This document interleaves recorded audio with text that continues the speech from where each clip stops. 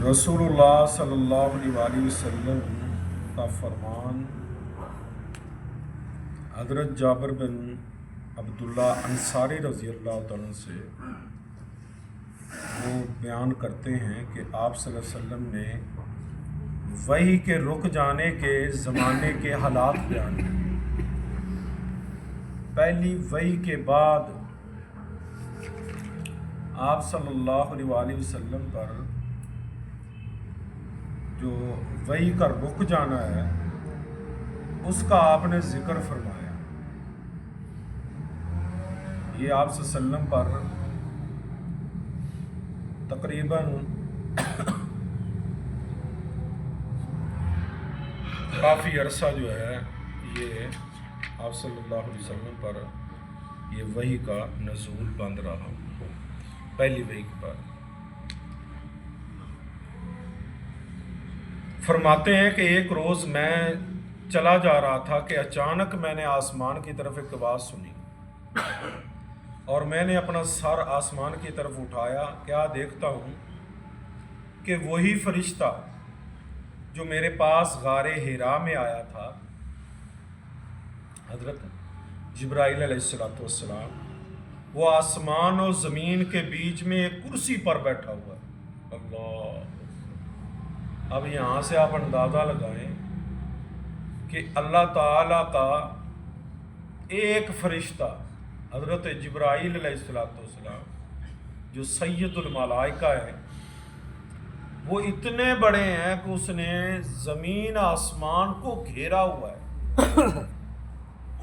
اتنے بڑے، اور 600 پر ہیں ان کے، اور دوسرے فرشتے کتنے بڑے ہوں گے، اور کتنے فرشتے ہیں۔ میں ایک حدیث پڑھ رہا تھا کہ جس میں اللہ کے نبی صلی اللہ علیہ وسلم فرماتے ہیں کہ جب اللہ تعالیٰ آسمان کو کھولیں گے نا تو جو یہ زمین ہے، زمین میں جو انسان بسنے والے ہیں، یہ وہاں پہ پہنچے گے نا تو جنوں کا وفد آئے گا۔ جنوں کا وفد یہ انسانوں سے 9 گنا زیادہ بڑا ہوگا، کیونکہ جنات بہت ہوگا۔ اور اسی طرح جنوں انسانوں کو ملا کے جب پہلے آسمان کے فرشتے اتریں گے تو جنوں انسانوں سے 9 گنا زیادہ ہوں گے۔ ایسے ہی دوسرے پہلے آسمان کے اور جنوں انس سارے ملا کے دوسرے آسمان کے فرشتے جو ہیں وہ تمام سے 9 گنا زیادہ ہوں گے۔ اب اسی طرح سارا سٹیپ، اب کتنے فرشتے؟ ایک دوسری حدیث میں کہ جو بیت المعمور ہے، جیسے ہمارا بیت اللہ ہے، اللہ تعالیٰ نے ہمیں دیا ہے، اور فرشتوں کا بیت المعمور ہے وہ جو اللہ کے عرش کے بالکل نیچے، بیت اللہ کے بین برابر میں اوپر ہے، اللہ کے عرش کے نیچے ہے۔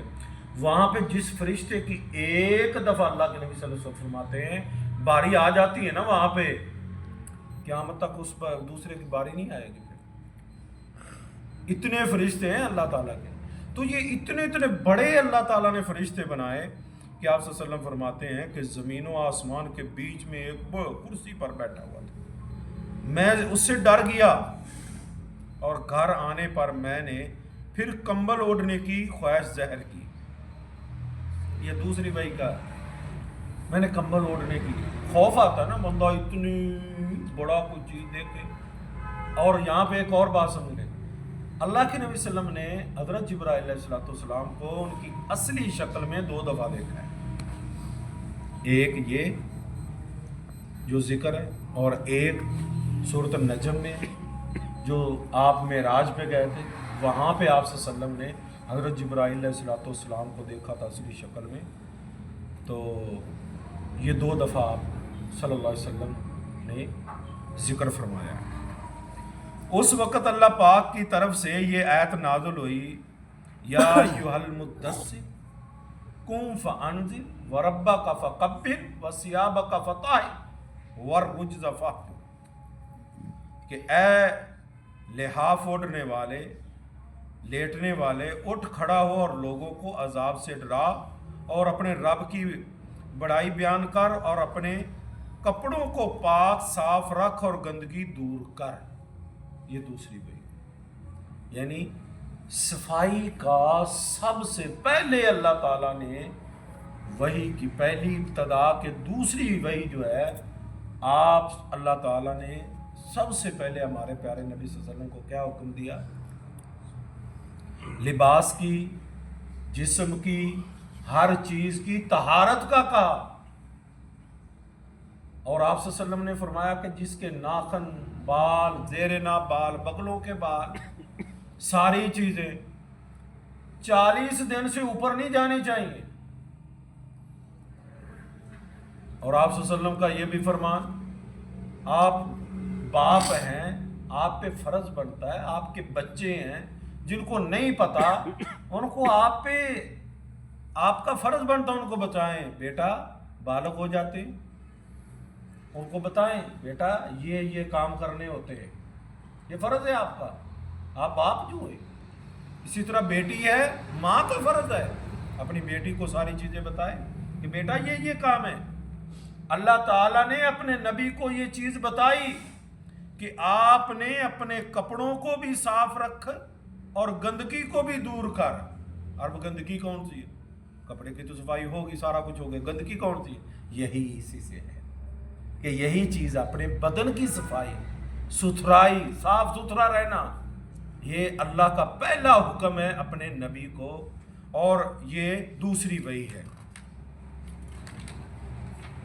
تو آج کا جو ہمارا وظیفہ ہے وہ ہے حضرت ایوب علیہ السلام کا بہت بڑا ذکر قرآن مجید میں آتا ہے کہ جن کو ایک بہت بڑی بیماری لگی تھی، بہت سخت قسم کی بیماری لگی تھی۔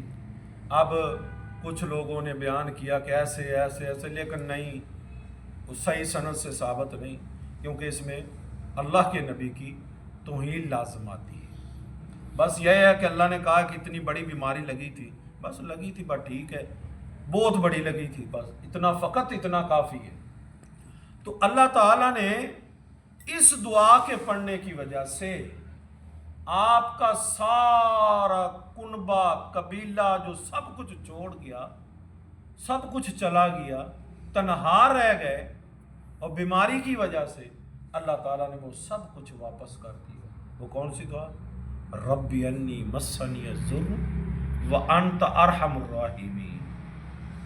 رب انی مسنی الضر وانت ارحم الراحمین۔ یہ دعا کثرت سے پڑھیں۔ جو بیمار ہے، جو لا علاج بیماری ہے، علاج ہی نہیں ہے، صدقے دل سے، سچے دل سے یہ دعائیں پڑھیں۔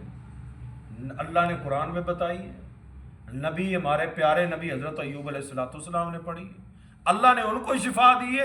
یہ عقیدہ اور ایمان رکھ کے اللہ تو نے اپنے نبی کو شفا دی ہے، اللہ مجھ سے گنہگار کو بھی شفا عطا فرمائے۔ اللہ ضرور شفا دے گا۔ اللہ عمل کی توفیق عطا فرمائے۔